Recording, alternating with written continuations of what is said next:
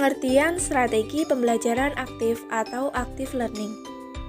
Pembelajaran aktif atau active learning adalah segala bentuk pembelajaran yang memungkinkan peserta didik berperan secara aktif dalam proses pembelajaran, baik dalam bentuk interaksi antar peserta didik ataupun peserta didik dengan guru dalam proses pembelajaran. Strategi active learning atau pembelajaran aktif adalah strategi atau teknik seorang pendidik dalam menyampaikan materi dengan strategi yang bervariasi dan melibatkan siswa secara aktif. Untuk yang selanjutnya yaitu karakteristik pembelajaran active learning. Nah, dalam active learning ini ada beberapa indikator yang mempengaruhi secara optimal, antara lain yang pertama dari segi peserta didik atau murid.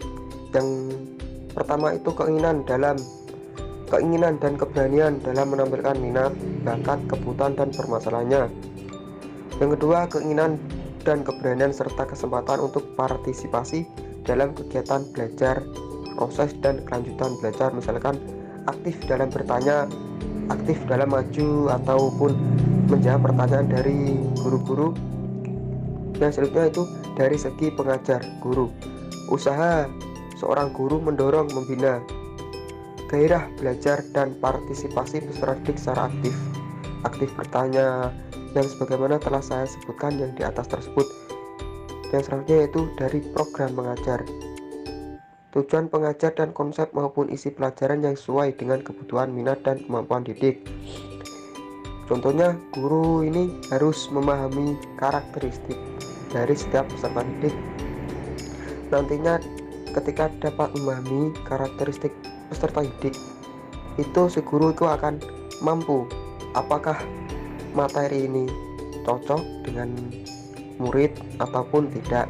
Selanjutnya dari segi situasi mengajar, iklim hubungan erat guru dengan peserta didik dengan guru dan unsur pimpinan sekolah, ada hubungan keterkaitan, hubungan harmonis antara guru maupun peserta didik. Yang kedua, gairah dan kegembiraan peserta didik sehingga mereka memiliki motivasi kuat dan keluasan mengembangkan cara belajar masing-masing. Terus selanjutnya dari segi situasi belajar, ada sumber belajar bagi peserta didik, misalkan perpustakaan. Yang kedua, fleksibilitas waktu untuk kegiatan belajar, gunakanlah waktu sebaik mungkin ketika belajar. Yang selanjutnya, adapun karakteristik active learning menurut Profesor Dr. Reka Joni mengatakan bahwa tujuan kegiatan tidak hanya untuk sekadar mengajar standar akademis. Selain pencapaian standar akademis, kegiatan ditekan mengembangkan kemampuan siswa secara utuh dan seimbang.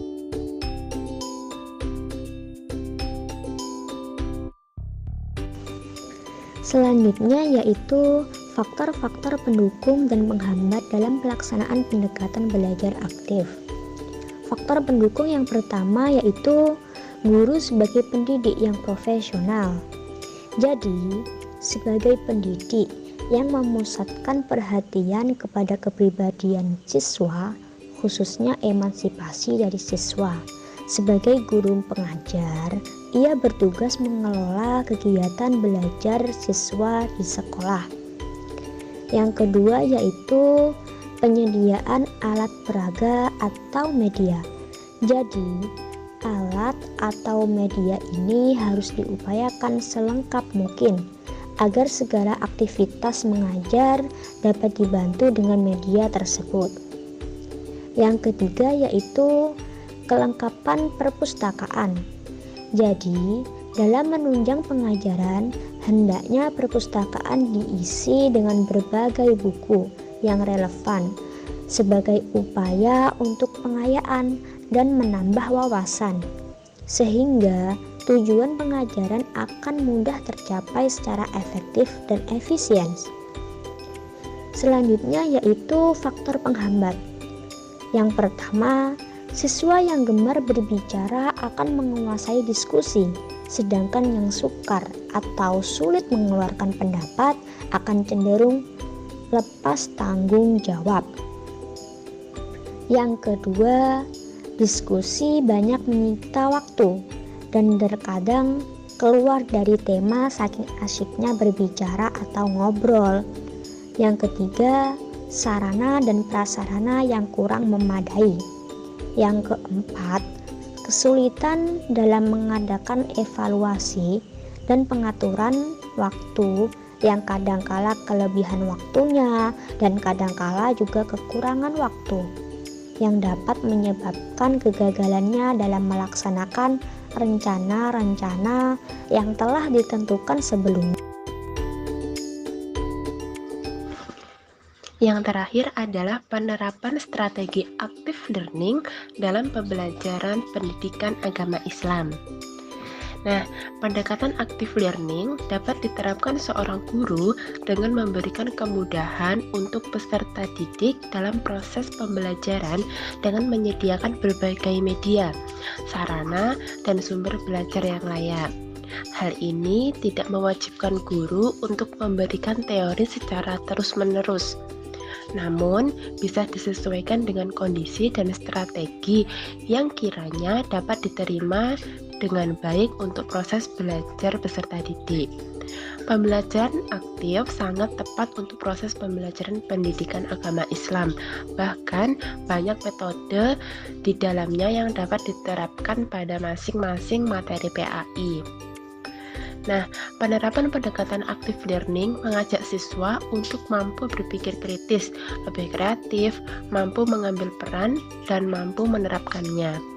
Pembelajaran yang menyenangkan sangat diperlukan untuk menarik minat peserta didik dalam menyerap dan memahami pelajaran yang telah disampaikan oleh pendidik, dengan menghubungkan materi PAI dengan materi yang lain. Akan membuat pemahaman peserta didik menjadi lebih menyeluruh dan mengintegrasikannya dengan mata pelajaran lain yang dapat dengan mudah untuk dipahami. Ketika seorang peserta didik memahami materi yang diterima, maka pendidik bisa memastikan bahwa peserta didik tersebut mampu mengkontekstualkan materi tersebut.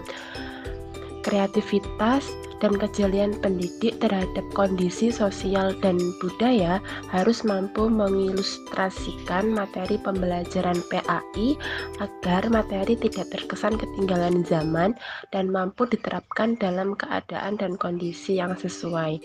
Hal ini juga memudahkan peserta didik dalam pemahaman materi serta penerapannya dalam kehidupan sehari-hari.